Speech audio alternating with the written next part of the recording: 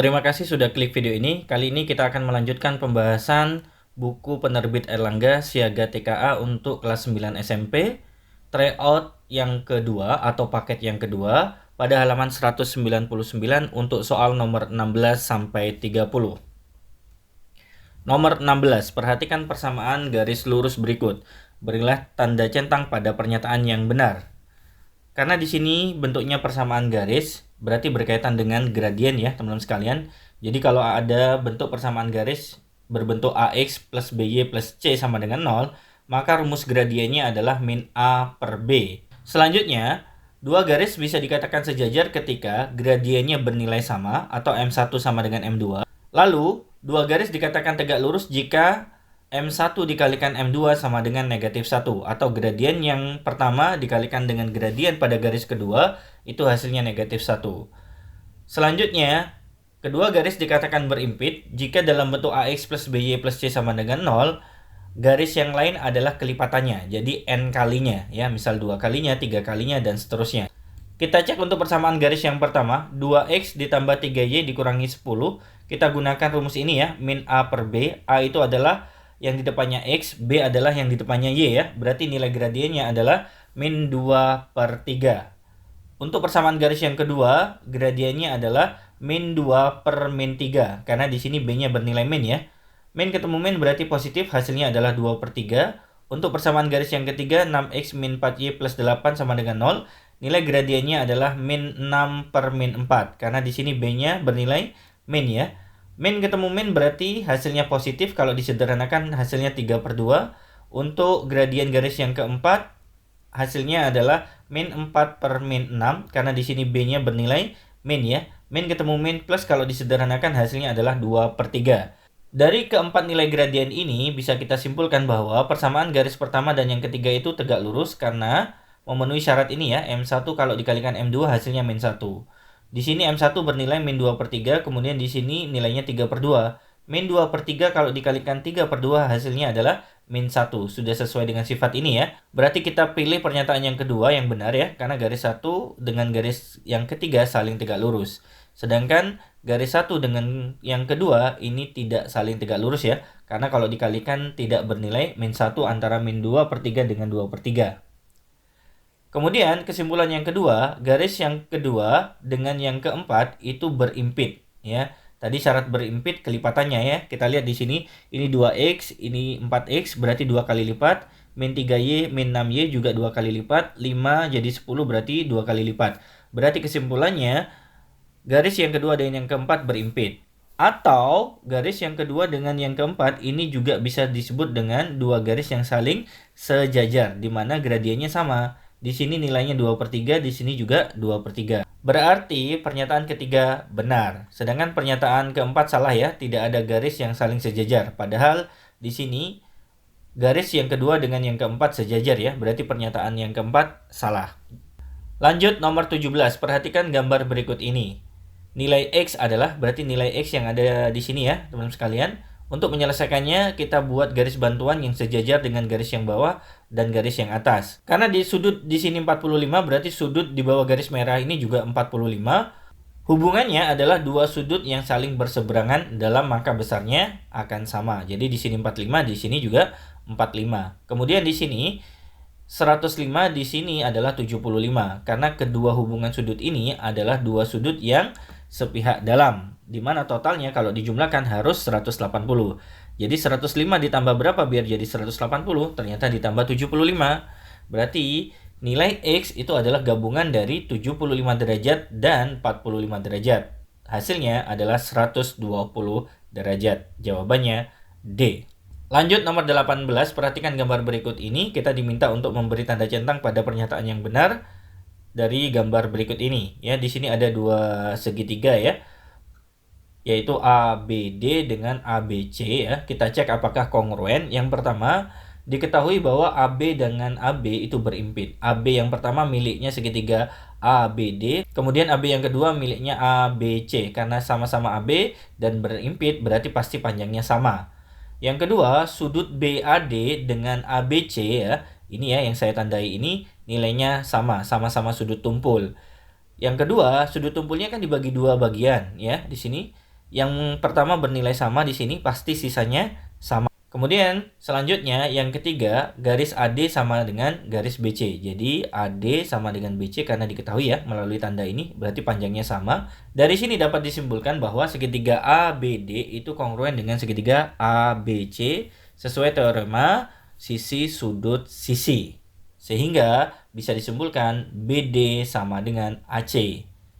Jadi panjang BD sama dengan AC karena sudah terbukti kedua segitiga tersebut kongruen. Itu menunjukkan bahwa pernyataan yang kedua ini bernilai benar. Panjang sisi BD sama dengan AC.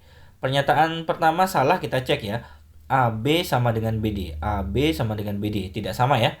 Karena di sini lebih panjang BD daripada AB. Selanjutnya, kesimpulan yang kedua, sudut ADB berarti yang ujung ini ya, dengan ACB yang ujung juga berarti bernilai sama. Disebabkan karena kedua segitiga tersebut kongruen, teman-teman sekalian. Jadi otomatis sama, maka pernyataan yang keempat bernilai benar. Sedangkan pernyataan yang ketiga bernilai salah karena tidak sama ya di sini. Sudut BAC berarti di sini ya teman-teman sekalian. Yang kecil ini ya, yang lancip, sedangkan yang satunya adalah ABC, sudut tumpul. Jadi sudut lancip tidak mungkin sama dengan sudut tumpul. Nomor 19, Zafar membuat segitiga siku-siku ABC dengan siku-siku di titik C. Dari titik C dibuat garis ke titik D pada garis AB sedemikian sehingga CD tegak lurus dengan AB. Berarti kurang lebih gambarnya seperti ini ya teman-teman sekalian. Diketahui panjang AB adalah 9 cm, panjang AD adalah 5 cm. Kita diminta untuk memberi tanda centang pada pernyataan berikut ini, benar atau salah. Diketahui di sini AB 9, kemudian AD 5, berarti sisanya BD adalah 4. Diperoleh dari mana? 9 dikurangi 5 sama dengan 4. Kita cek yang pertama, panjang CD sama dengan 2 akar 5. Nah, untuk mencari panjang CD, ya, rumusnya adalah CD kuadrat sama dengan DB dikali DA. DB bernilai 4, DA bernilai 5. Kalau kita kalikan 20, karena di sini masih CD pangkat 2, berarti untuk mencari panjang CD tinggal diakarkan ya. Akar 20 nilainya adalah 2 akar 5. Ternyata benar ya, berarti kita centang. Kemudian yang kedua, panjang BC sama dengan 6 cm, berarti yang bawah ya. Kita tulis BC boleh, kita tulis CB juga boleh ya, sama ya. Rumusnya adalah CB kuadrat sama dengan BD, ya ini BD, dikalikan dengan BA. BD kita masukkan nilainya 4, BA nilainya 9, kalau dikalikan 36 berarti CB kuadrat itu sama dengan 36. Maka panjang CB adalah akar dari 36, yakni 6 itu sendiri. CB ini berarti BC ya, sama aja teman-teman sekalian. Karena di sini sudah sesuai berarti kita centang yang benar. Kemudian panjang AC 5 akar 3. Pada segitiga siku-siku, dua sisi sudah diketahui, sisi miring dan sisi datar. Berarti untuk mencari sisi tegak AC, tinggal dikurangi saja ya. Berarti AC sama dengan akar dari 9 kuadrat dikurangi 6 kuadrat. 81 dikurangi 36 hasilnya adalah 45. Akar dari 45 adalah 3 akar 5. Ternyata salah ya, berarti kita centang yang salah. Nomor 20. Ramdan merupakan anak yang senang menyelesaikan sebuah teka-teki. Suatu hari, ayahnya memberi tantangan kepada Ramdan untuk menemukan kunci yang disimpan pada suatu titik koordinat tertentu. Ayah memberi petunjuk tentang lokasi melalui serangkaian langkah transformasi berikut. Berarti langkahnya berurutan ya, mulai dari nomor 1 sampai 4. Jika Ramdan memulai dari titik koordinat 6,-5, berarti startnya dari sini ya teman-teman sekalian. Berilah tanda centang pada pernyataan yang benar. Startnya dari titik 6,-5. Perintah yang pertama, titik tersebut ditranslasikan oleh titik min 8,4. Ingat translasi itu penjumlahan ya. Jadi tinggal dijumlahkan saja. 6 dengan min 8 hasilnya adalah min 2. Min 5 ditambah 4 hasilnya min 1. Berarti pernyataan ini benar ya. Karena titik koordinat pada proses transformasi yang pertama bernilai min 2, min 1. Sudah sesuai dengan apa yang kita temukan. Kemudian perintah yang kedua, refleksi terhadap Y sama dengan 3. Jika direfleksikan terhadap garis Y sama dengan 3, maka nilai X-nya akan tetap, Y-nya yang berubah. Maka Y aksen ya, itu diperoleh dari rumus 2B dikurangi Y. Ini adalah B-nya, ini adalah Y-nya. Berarti 2 kali 3 dikurangi min 1. 2 kali 3 bernilai 6 ya. Min ketemu min plus berarti 6 ditambah 1 sama dengan 7. Berarti Y aksennya berubah menjadi 7. Hasil transformasinya adalah min 2,7. Kita cek pernyataan yang kedua, titik koordinat pada proses transformasi kedua bernilai 8,-1. Salah ya teman sekalian. Kemudian kita cek yang ketiga, perintahnya adalah rotasi 90 derajat berlawanan arah jarum jam dengan titik pusat 0,0. Rumusnya adalah sebuah titik x, y kalau dirotasikan 90 derajat berlawanan arah akan berubah menjadi min y, x. Berarti yang awalnya min 2,7 akan berubah menjadi min 7, min 2. Sesuai dengan aturan ini ya. Kita cek pernyataan yang ketiga, titik koordinat pada proses transformasi yang ketiga adalah min 7, min 2. Sudah sesuai, berarti kita centang. Kemudian selanjutnya perintah yang keempat didilatasikan dengan faktor skala 3 pusatnya 0,0. Kalau dilatasi itu tinggal dikalikan ya. Min 7 kali 3 itu berarti min 21. Kemudian min 2 kali 3 hasilnya min 6. Ternyata sama ya dengan pernyataan yang keempat, kunci terletak di titik koordinat min 21, min 6. Karena tidak ada perintah lagi ya, berarti kita centang. Ada 3 pernyataan yang benar dari 4 pernyataan yang disediakan. Nomor 21. Taman Sekolah Vio berbentuk lingkaran dengan diameter 21 meter. Taman tersebut akan ditanami rumput sehingga dibutuhkan perawatan khusus agar rumput tersebut tidak mati. Jika biaya yang dibutuhkan untuk merawat rumput tersebut adalah 5.000 per meter persegi, biaya yang dikeluarkan untuk merawat rumput tersebut adalah, berarti untuk mencari biaya itu berkaitan dengan luas lingkaran ya, dikalikan dengan biaya per meter perseginya 5.000. Luas lingkaran itu kan rumusnya pi r kuadrat, di mana pi-nya kita ganti 22 per 7, karena diameternya itu 21, berarti jari-jarinya tinggal kita bagi 2. 21 per 2, kita tulis 2 kali ya, karena di sini pangkat 2. Kita coret 21 dengan 7, hasilnya 3. 22 dibagi 2 hasilnya 11. Kemudian 5.000 dibagi dengan 2 hasilnya 2.500. 11 dikali 3 dikalikan 21 dikalikan 2.500 hasilnya adalah 1.732.500 rupiah. Jawaban yang benar adalah poin B. Selanjutnya nomor 22. Akuarium di rumah Rasya berbentuk balok tanpa tutup yang terbuat dari kaca dengan perbandingan panjang, lebar, dan tingginya adalah 4, 3, 12. Jadi ibaratkan baloknya kurang lebih seperti ini ya. Kalau perbandingan berarti ini bukan nilai sebenarnya. Maka untuk panjangnya kita kasih X menjadi 4X, lebarnya menjadi 3X, tingginya menjadi 12X. Karena nilai perbandingan bukan nilai sebenarnya. Jika panjang diagonal ruang akuarium adalah 52 cm, berilah tanda centang pada kolom benar atau salah. Berarti yang dimaksud diagonal ruang itu dari A ke G ini ya teman sekalian ya. Kemudian kita tarik garis dari A ke C sebagai diagonal sisinya, di mana ABC ini adalah segitiga siku-siku ya. Pasangan segitiga siku-siku untuk 3, 4, maka sisinya adalah 5. Kita tulis di sini 5x. Ini mengikuti triple Pythagoras 3, 4, 5 ya.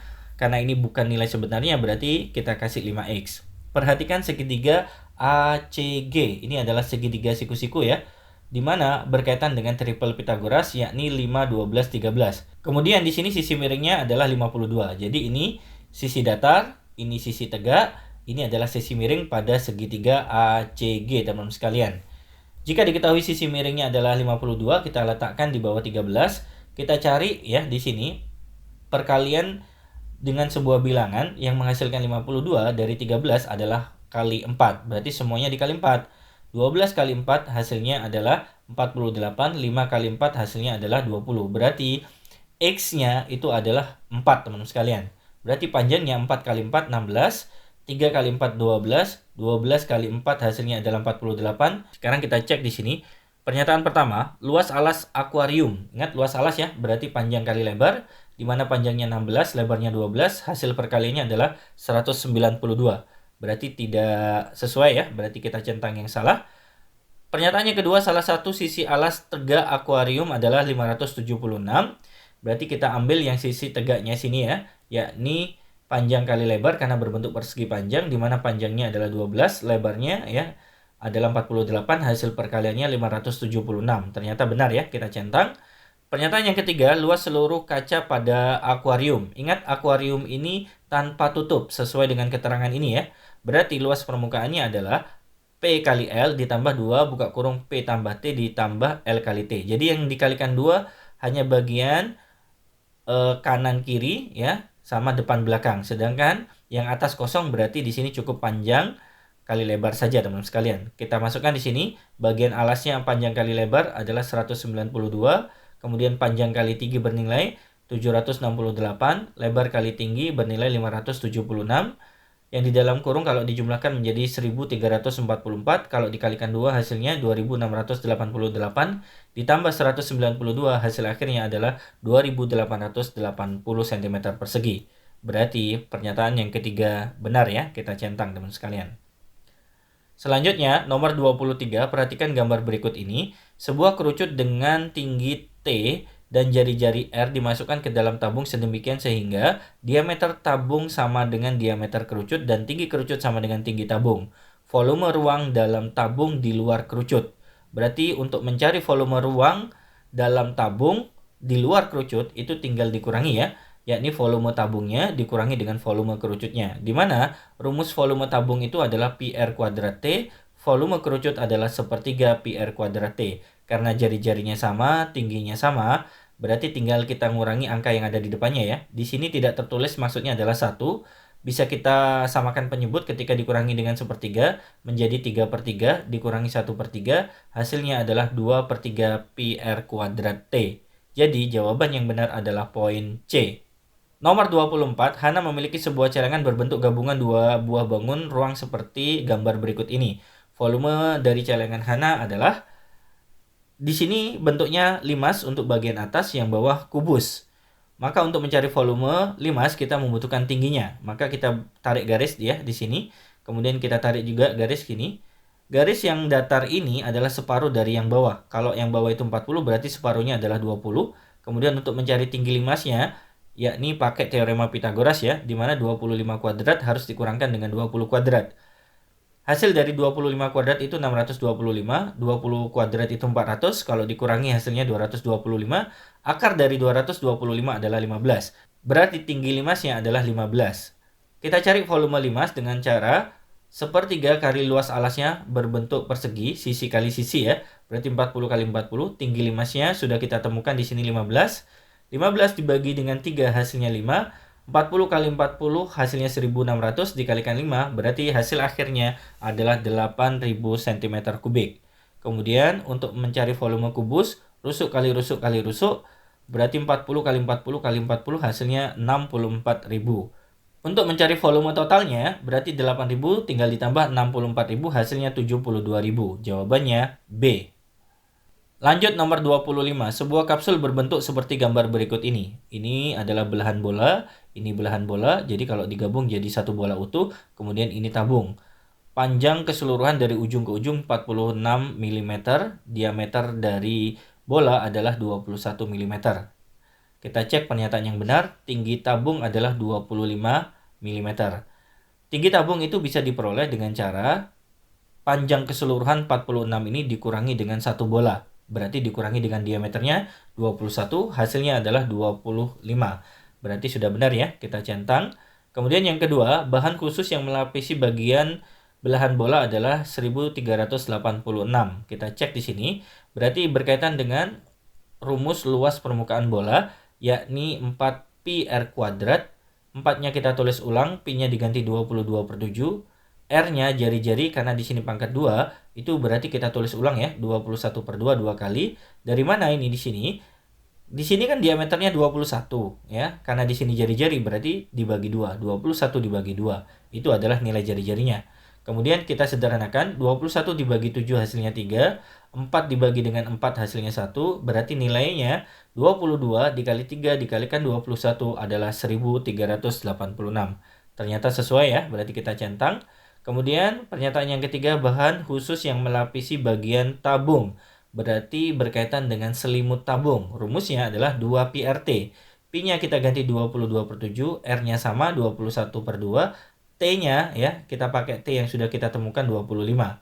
Kemudian kita sederhanakan, 2 dibagi 2 habis ya. Kemudian 21 dibagi 7 hasilnya 3. 22 dikalikan 3, 66 dikalikan 25 hasilnya adalah 1650. Ternyata tidak sesuai ya, berarti salah. Kemudian pernyataan yang keempat, selisih dari bahan khusus yang melapisi tabung dan belahan bola. Berarti tinggal dikurangi ya teman-teman sekalian, yakni luas selimut tabung dikurangi dengan luas bolanya. 1650 dikurangi 1386, hasilnya 264. Ternyata salah ya, berarti di sini kita tidak perlu memberi tanda centang. Nomor 26. Alisa membuat setengah lingkaran dari karton dengan jari-jari 10 cm. Karton berbentuk setengah lingkaran tersebut kemudian dibentuk menjadi kerucut tanpa tutup ya, dengan cara mengimpitkan kedua jari-jarinya. Berilah tanda centang pada kolom benar atau salah.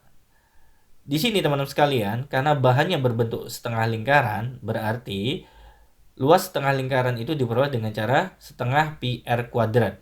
Jadi luas setengah lingkaran itu sama dengan luas selimut kerucut yang terbentuk.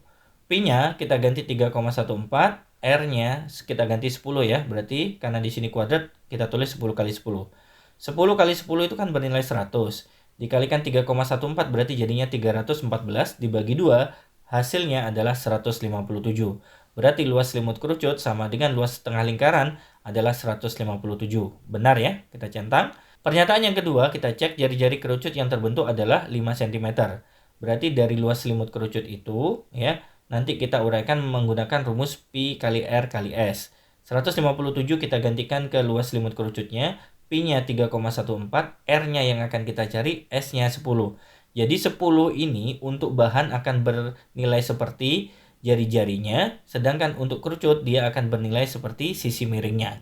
Yang kita cari di sini adalah R-nya. 157 sama dengan 3,14 dikali 10 berarti 31,4 dikalikan dengan R. Berarti nilai R adalah 157 dibagi 31,4 hasilnya adalah 5. Berarti benar ya di sini kita centang. Kemudian di sini diinformasikan pada pernyataan yang ketiga, luas permukaan kerucut adalah 235,5 cm persegi. Ingat di sini teman-teman sekalian, bahan itu tidak utuh menjadi kerucut sepenuhnya. Karena di sini ada keterangan kerucut yang terbentuk itu adalah kerucut tanpa tutup. Berarti bagian alasnya, lingkarannya itu kosong. Jadi sebenarnya luas permukaan itu adalah luas selimut kerucutnya sendiri tanpa melibatkan luas lingkaran. Nilainya ya sama seperti luas kerucut, maka luas permukaannya adalah 157. Berarti pernyataan yang ketiga salah ya. Karena kemungkinan di sini dihitung penuh ya, padahal di sini sudah dikasih keterangan tanpa tutup, berarti tanpa melibatkan lingkaran. Nomor 27, siswa kelas 9 SMP di Indonesia Merdeka berjumlah 32 orang. Setelah asesmen matematika, guru mengumumkan bahwa rata-rata asesmen kelas 9A adalah 81,5, nilai rata-rata siswa perempuannya 85, untuk yang laki-laki 77. Kita cek pernyataan yang benar dari keempat pernyataan yang disajikan. Caranya gini teman sekalian, rata-rata kelasnya kan 81,5, kemudian untuk perempuan rata-ratanya 85, untuk laki-laki 77. Kita tinggal cari selisihnya saja sebenarnya, 81,5 dengan 85, ini selisihnya 3,5. Kemudian 77 dengan 81,5, selisihnya adalah 4,5. Jadi 4,5 ini miliknya perempuan, 3,5 ini miliknya laki-laki. Jadi dibalik ya teman-teman sekalian. Berarti perbandingannya untuk perempuan dengan laki-laki adalah 4,5 berbanding 3,5. Jika kedua nilai perbandingan ini kita kalikan 2, hasilnya adalah 9:7. Ternyata tidak sesuai ya dengan pernyataan yang pertama, karena di sini perbandingan perempuan dan laki-lakinya diinformasikan 4:3. Tidak sesuai dengan yang kita temukan. Kita abaikan, kita cek pernyataan yang kedua, banyak siswa perempuan di kelas 9A adalah 18 orang. Karena nilai perbandingan perempuan di sini 9 dari total 16, berarti cara mencarinya adalah 9/16 dikalikan total siswa, 32 orang. 32 dibagi 16 hasilnya 2, 9 kali 2 hasilnya 18. Berarti benar ya, kita centang. Pernyataan yang ketiga, selisih banyak siswa perempuan dengan laki-laki di kelas tersebut adalah 4 orang. Karena perempuannya sudah dapat, kita cari laki-lakinya. Nilai perbandingan laki-laki 7 dari 16, berarti 7/16 dikalikan total siswa 32. 32 dibagi 16 2, 7 kali 2 hasilnya 14, selisihnya adalah 4 orang. Berarti benar ya, kita centang. Kemudian pernyataan yang keempat kita cek, siswa laki-laki lebih banyak dari siswa perempuan. Ternyata salah ya, laki-lakinya lebih sedikit dibandingkan perempuannya. Berarti kita abaikan. Jadi hanya ada 2 pernyataan yang benar. Selanjutnya nomor 28. Perhatikan hasil penimbangan berat badan 30 siswa di suatu kelas berikut. Berarti totalnya 30 ya. Berat badan mulai dari 45 sampai 60. Kita cek poin pertama, jangkauan datanya adalah 45. Jangkauan itu bisa diperoleh dengan cara mengurangkan berat badan tertinggi dengan yang terendah. Berarti 60 dikurangi 45 hasilnya 15. Salah ya, berarti pernyataan yang pertama ini salah atau poin A salah ya. Kemudian B, C, D berkaitan dengan kuartil, berarti kita cari kuartil atau key-nya. Kita cari key 2-nya dulu ya, kuartil tengah. Urutan data untuk key 2 itu bisa diperoleh dengan cara setengah kali N ditambah 0,5 ya. Berarti di sini N-nya itu adalah 30. Setengah dari 30 adalah 15 ditambah 0,5 berarti posisinya pada urutan 15,5. Ingat ini bukan nilai ya, tapi urutan datanya. Kita cek di sini 3 tambah 2, 5. 5 tambah 6 itu 11. 11 tambah 4 itu 15. Berarti data urutan ke 15,5 itu di sini ya, di tengah-tengah antara 50 dan 55. Jadi Q2-nya posisinya di sini. Nilai Q2-nya tinggal dijumlahkan lalu dibagi 2. 50 ditambah 55 dibagi 2 hasilnya adalah 52,5.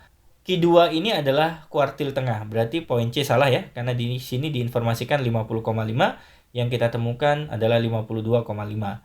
Kemudian untuk mencari Q1 teman-teman sekalian, itu rumusnya adalah 1/4 dari data ditambah 0,5. Ingat ini urutannya ya.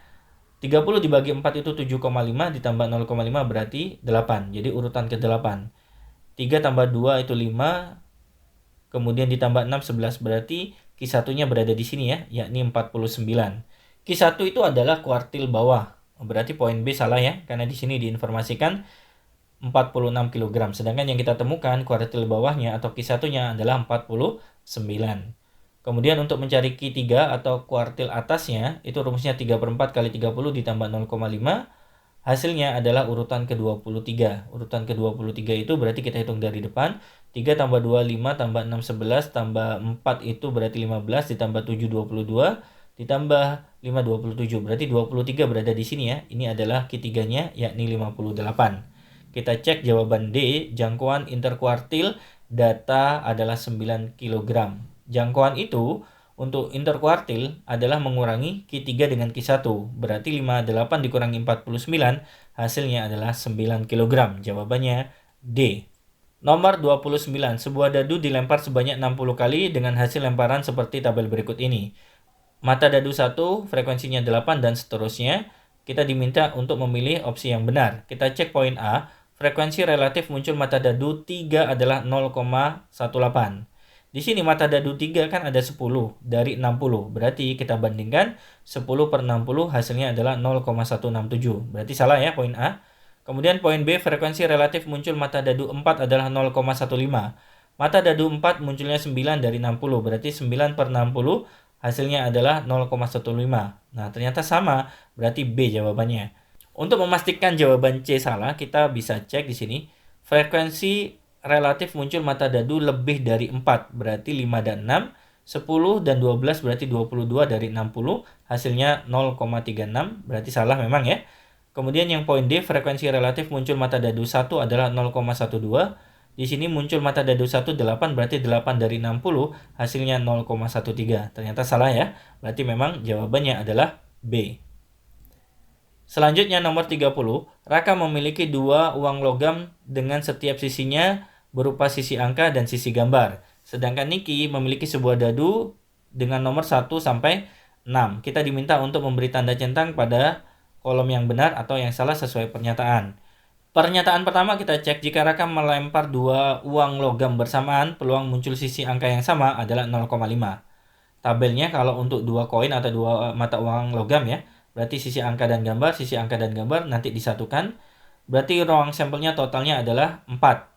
Yang diminta di sini adalah peluang muncul sisi angka yang sama. Ternyata cuma ada 2 dari 4 ruang sampel yang ada, berarti peluangnya adalah 2/4, nilainya 0,5. Ternyata sudah sesuai ya, berarti kita centang kolom yang benar. Pernyataan yang kedua, jika Raka melempar satu uang logam dan Niki melempar satu mata dadu bersamaan, peluang muncul sisi angka dan dadu ganjil adalah 0,75. Nah, kurang lebih tabelnya seperti ini ya. Ini untuk satu uang logam dan ini untuk satu dadunya. Yang diminta adalah peluang sisi angka dan dadu ganjil. Berarti kalau untuk dadu ganjil kan 1, 3, dan 5 saja. Dan ini adalah sisi angka. Berarti cuman ada 3 dari 12 sampel yang ada. Maka peluangnya kita tulis 3 per 12, nilainya adalah 0,25. Berarti salah ya. Karena di sini disampaikan 0,75. Berarti kita centang kolom yang salah. Kemudian pernyataan yang ketiga, jika Raka melempar 2 uang logam dan Niki melempar 1 mata dadu bersamaan, peluang muncul 2 sisi gambar dan sisi dadu kurang dari 5 adalah 1/6. Nah, kurang lebih tabelnya seperti ini ya.